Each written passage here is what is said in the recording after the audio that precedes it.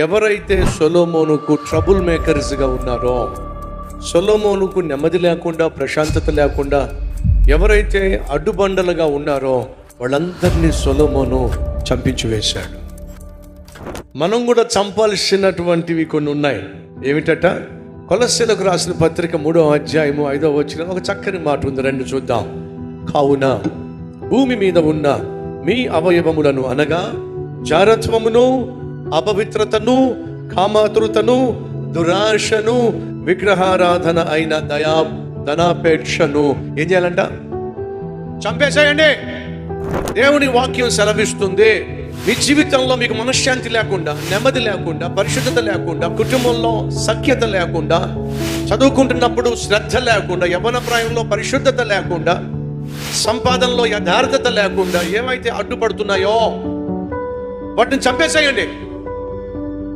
ఏమిటి చంపాలి? బైబిల్ సెలవిస్తుంది, జారత్వాన్ని చంపేసేయండి. వివాహం తర్వాతే శారీరక కలయిక, వివాహానికి ముందు ప్రేమ దోమ అని చెప్పి శారీరకంగా కలిసిన, ఎంగేజ్మెంట్ అయిపోయింది కదా అని చెప్పేసి రేప మాప పెళ్లి చేసుకుంటాం అని చెప్పి ఎంగేజ్మెంట్ అవడం ఆలస్యం, శారీరకంగా కలిసిన అది జారత్వం అవుతుంది. బైబిల్ సెలవిస్తుంది అది మీ జీవితంలో ఉండడానికి వీల్లేదు, దాన్ని చంపేసేయండి. రెండవది ఏమిటి? అపవిత్రత. ఈరోజు సెల్ ఫోన్ ఓపెన్ చేస్తే సహజంగా కనిపిస్తున్నవి ఏమిటి? అపవిత్రమైన దృశ్యాలు, అపవిత్రమైనటువంటి అడ్వర్టైజ్మెంట్లు, అపవిత్రంగా అర్ధనగ్నంగా కనిపించేటటువంటి పనికి మాలినటువంటి యాడ్స్ కళ్ళ ముందు ప్రత్యక్షమవుతున్నాయి. ఈరోజు ఎంతమంది సెల్ ఫోన్ ద్వారా తమ కళ్ళను అపవిత్రపరుచుకుంటున్నారు, తమ తలంపులను అపవిత్రపరుచుకుంటున్నారు. కళ్ళను అపవిత్రపరుచుకొని, తలంపులు అపవిత్రపరుచుకొని తట్టుకోలేక ఆఖరికి శరీరాన్ని అపవిత్రపరుచుకుంటున్నారు. దేవుడు అంటున్నాడు, వీటన్నిటి వల్ల మీ ఆత్మీయత చెడిపోతుంది, మీ యొక్క ఆత్మీయత ప్రమాదంలో పడుతుంది. కాబట్టి చంపేసేయండి. మీలో జారత్వం ఉండడానికి వీల్లేదు, మీలో అపవిత్రత ఉండడానికి వీల్లేదు. ఆ తర్వాత దేవుడు చూడండి, కామ ఆతురత. పొద్దస్తమాను బూతు సినిమాలు చూస్తూ ఉంటే, పొద్దస్తమాను బూతు బొమ్మలే చూస్తూ ఉంటే ఆఖరికి నీకు వచ్చేటటువంటి కోరిక ఏమిటి? కామముతో కూడినటువంటి కోరికలు. 5 సంవత్సరాల చిన్న బాలికను 11 సంవత్సరాల అబ్బాయి పాడు చేశాడట. వాడికి ఎక్కడి నుంచి వచ్చింది ఈ ఆలోచన? 4 సంవత్సరాలు 5 సంవత్సరాలు ఉన్నటువంటి పసికందును 9 సంవత్సరాల అబ్బాయి పాడు చేశాడట. వాడిని అరెస్ట్ చేసి తీసుకెళ్లారు పోలీస్ స్టేషన్కి. ఒరే, నీ వయసు 9 సంవత్సరాలే కదరా, పసిపిల్ల మీద అఘాయిత్యం చేశావేమిటి? ఎక్కడి నుంచి వచ్చింది నీకు ఆలోచనలు? మా నాన్న సెల్ ఫోన్లో నేను చూశా, ఆ సెల్ ఫోన్లో ఉన్న బొమ్మలు, బూతు సినిమాలు చూశా, అది చూసే నాకు చేయాలనిపించింది. మీ సహోదరులో ఇది భయంకరమైనటువంటి వ్యభిచార తరము అని బైబిల్లో చూస్తున్నాం. కాబట్టి మన జీవితంలో ప్రతి ఒక్కరూ కూడా జారత్వాన్ని, అపవిత్రతను, కామాతురతను జయించకపోతే, వాటిని చంపకపోతే నువ్వు ప్రశాంతంగా జీవించడం సాధ్యం కాదు. ఏదైతే నీ పరిశుద్ధతను పాడు చేస్తుందో, ఏదైతే నీ ఆత్మీయతను పాడు చేస్తుందో, ఏదైతే నేను దేవునికి దూరంగా చేస్తుందో దాన్ని ఖచ్చితంగా నీ జీవితంలో విడిచిపెట్టేసేయాలి.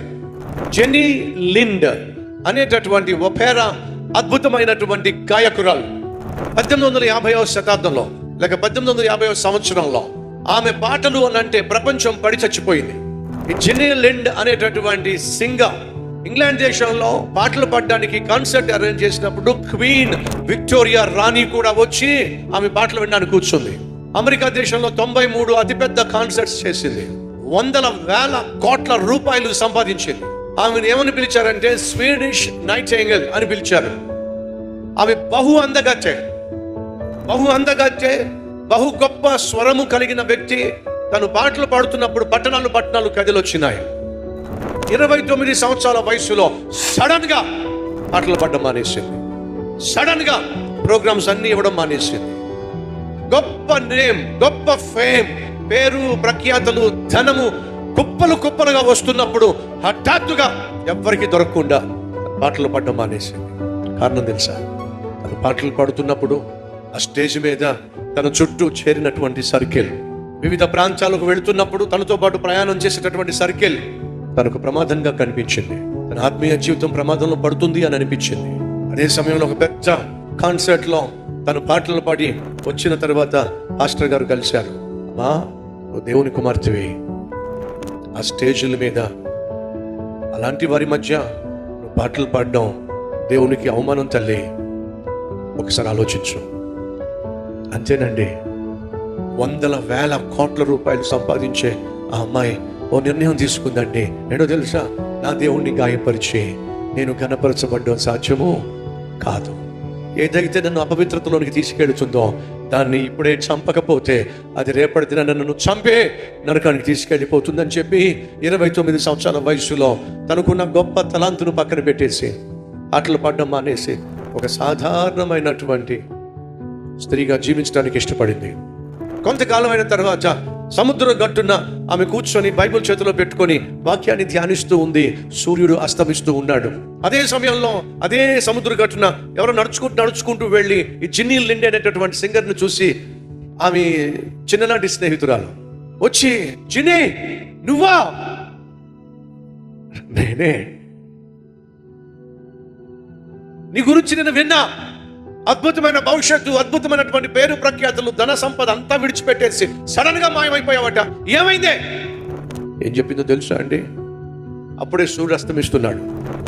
ఈ అస్తమించే సూర్యుని కోసం నిత్యము ప్రకాశించే నీతి సూర్యుడిని నేను దూరం చేసుకోవడానికి ఇష్టపడలేదు కాబట్టే ఆ జీవితాన్ని కాదనుకున్నాను. నా ప్రభు ఇచ్చిన పరిశుద్ధమైన జీవితాన్ని కోరుకున్నాను కాబట్టే బైబిల్ చదువుతున్నాను. ఎంత అద్భుతమైన సాక్ష్యం అండి! మీ సహోదరులు వినండి, ప్రపంచంలోనే మహా గొప్ప సింగర్గా ప్రపంచంలో ఉన్న గొప్ప గొప్ప వాళ్ళే వచ్చి ఆమె పాడుతూ ఉంటే ముందు లైన్లో కూర్చునేటటువంటి స్థాయికి చేరిపోయిన తర్వాత అంత నేమ్ని, అంత ఫేమ్ని, అంత పేరు ప్రఖ్యాతల్ని కేవలం తన ఆత్మీయతను కాపాడుకోవడం కోసం, పరిశుద్ధతను కాపాడుకోవడం కోసం, ప్రభుత్వ సత్సంబంధం కాపాడుకోవడం కోసం విడిచిపెట్టడం అంత సులభం అంటారా? ఒకసారి ఆలోచించండి. నీ ఆత్మీయతను పాడు చేసే సెల్ ఫోన్నే విడిచిపెట్టలేకపోతున్నావు. నీ ఆత్మీయతను పాడు చేసే ఆ పనికి మాలిన అలవాటును విడిచిపెట్టలేకపోతున్నావు.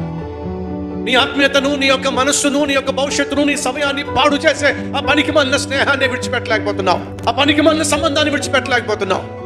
నీ జీవితంలో నీ ఆత్మీయతను పాడు చేసే ప్రతి ఒక్కదాన్ని నువ్వు సంపూర్ణంగా నీ హృదయంలో చేయాలి, తీసిపడేయాలి.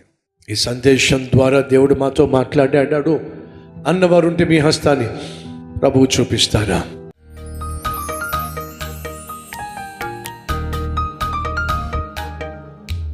మహాపరిశుద్ధుడు అయిన ప్రేమ కలిగిన తండ్రి, సూటిగా స్పష్టంగా మాతో మాట్లాడినందుకు వందనాలు నాయనా. దావీదుకు తెలుసు తను ఎక్కడికి వెళ్తున్నాడో. అలాగే మేము మరణించే రోజు వచ్చినప్పుడు మాకు తెలియాలి, మేము ఖచ్చితంగా నీ రాజ్యానికి వస్తామని, నీతోనే ఉంటామనే నిర్దిష్టమైనటువంటి నమ్మకం కలిగి మేము జీవించలాగిన సహాయం చేయండి. వెత్తబడి నీ వాక్యాన్ని ప్రతి హృదయంలో ఫలింప చేయండి అయ్యా. నీ పట్ల విధేయత, దుష్టుల పట్ల జాగ్రత్త, దయ చూపించిన వారి పట్ల కృతజ్ఞత మా జీవితంలో ఎన్నడూ నాయన ఈ హెచ్చరికలు మర్చిపోకుండా వాక్యానుసారంగా జీవించి నిన్ను సేవించే భాగ్యము దయచేయమని యేసుక్రీస్తు నామం పేరట వేడుకుంటున్నాం తండ్రి, ఆమేన్.